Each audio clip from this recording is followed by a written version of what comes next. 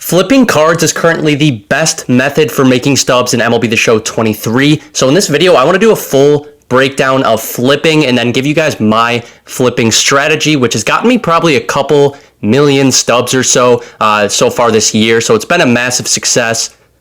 And I'm hoping you guys can take a few things from this video to either help you start flipping or continue to get better and more efficient with flipping. And if you guys find this video helpful, be sure to hit that like button and also subscribe to the channel. The first thing I want to mention, so I don't forget to mention it later in the video, is if you want to be flipping cards, I would highly suggest downloading the MLB The Show companion app if you don't have it already, because flipping on your phone is just amazing since you will be able to flip cards anywhere and make stubs from anywhere. So I always use this app to actually flip my cards. I rarely ever am flipping just while on my PlayStation. So it's just super convenient. And again, I highly suggest downloading that app.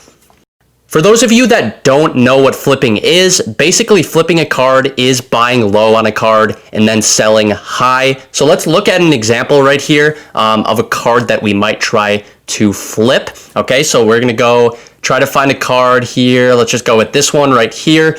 And so, okay, here we go. So what we're not gonna do is click directly on the buy and then the buy now price. Same goes for the selling. We're not going to click on sell and we're not going to click on sell now. Instead, what we're going to do is we're going to be putting in buy and sell orders.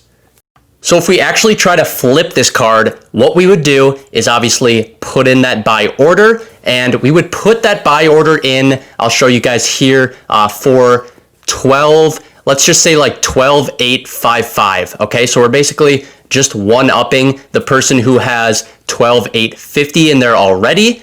So I'm not actually going to put this order through, but what I would do is finalize order. That would go through, and I would be the one who, if someone did the sell now, that order would go through. It would be my card, and then basically, obviously we'd have that card then, and then we'd come over to sell, and we would do the sell order, and what we would do is undercut the person who has an order in for 16,495. So 16,4, anything under that.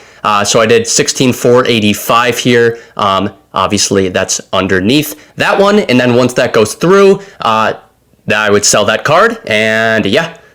So as you noticed, we were putting in buy orders for a lower amount, and then the sell orders we were putting in were for the higher amount. And once those orders go through, your profit will be whatever you sold the card for, subtracted by whatever you bought it for.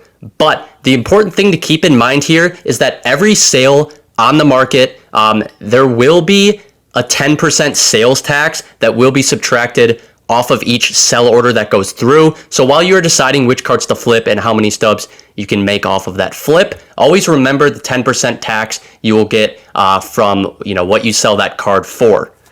There's two things you should be looking for when deciding which cards to flip. One being a fairly big gap between the buy and sell prices. For example, this card here is not bad, about 4,000 between buy and sell prices. Not too bad right there. This Ryan Braun, 6,500, really good card to flip right here, because there's going to be like a 3,000 stub sales tax after your sell order goes through. But that's still like 3,500 of profit right there for flipping Braun. So not too bad right there. Would highly recommend that.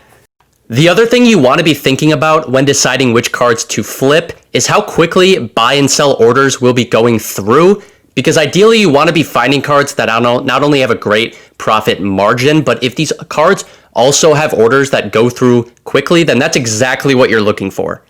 Equipment or sponsorships are some items that have orders that go through probably the slowest, while cards like live series cards or even most set 1, 2, or core cards, especially the newer ones that get released, have orders that go through pretty quick as well, although most not as quick as the live series. But if you're flipping like sponsorships or equipment items, you might only be able to complete like 1 or 2 of these flips each hour, but the profit margin is going to be greater than most of the other cards that you want to flip.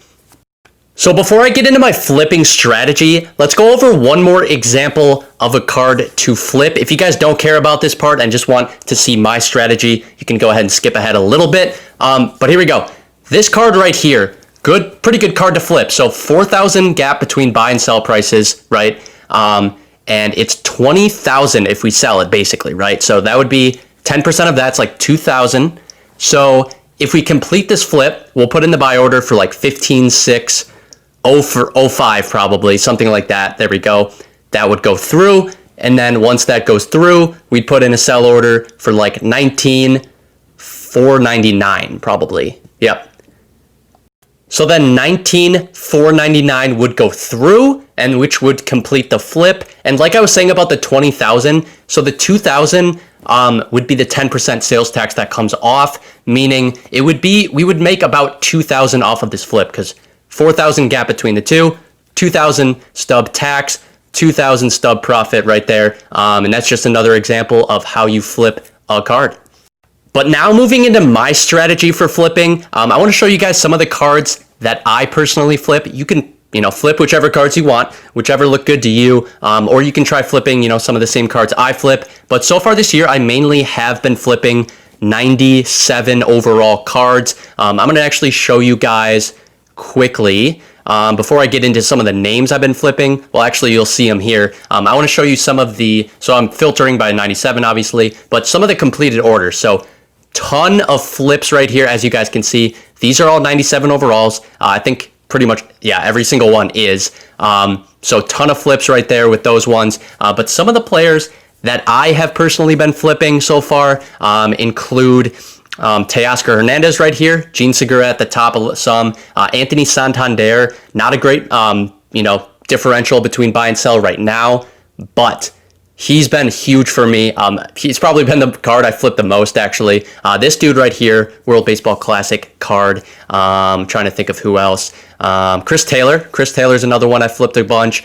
Mitch Garver as well. Some of these newer cards, I've been finding just a lot of success with. So those are just some of the cards that I personally have been flipping. Again, a lot of 97 overalls. So with these, obviously, there's a pretty good differential between the buy and sell prices, but orders go through pretty quick. Again, not as quick probably as live series cards, but better profit margin, and cards are still going, through quick enough to make it worth it. But as you guys can see from the completed orders section, I make probably like 1,000 to 4,000 per flip, and on average I'm probably completing a flip every maybe like 2 to 3 minutes. So you guys can do the math right there. That's pretty good. Most of the time it is just 1 to 2K, not 1 to 4,000, or not 4,000, but normally it is 1 to 2,000 that I'm making per flip. And as you start to experiment with flipping, you will pick up on which cards have orders that go through the quickest, give you the most profit, and then, obviously you will want to stick to flipping those cards, because that's usually the case. When I start to look for new cards to flip, that's kind of what I have to feel out and try to figure out. What I normally do, and what I suggest that you guys do once you get a feel for flipping cards, is flipping multiple cards at the same time, or it can be the same card, but putting in multiple buy orders for that one card. And then as those buy orders start to go through, you can keep putting in sell orders, and it basically becomes an endless cycle of putting in orders and cards flipping, which only means more stubs.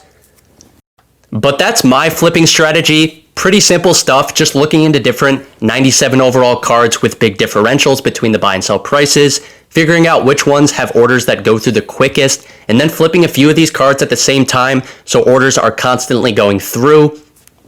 And I'm sure other people who flip cards have their own strategy, which works well for them. It's just kind of all up to you, what you think works best for you, whatever you find success with, go with that. But this is just what I do, and it's worked really well for me personally, so I figured I would share it. And if any of you have questions about anything flipping related, go ahead and drop those down in the comments below. I hope you guys did enjoy the video, and if you did, be sure to hit that like button and also subscribe to the channel. But I appreciate all of you guys for watching. I'll see you guys in the next one. Peace.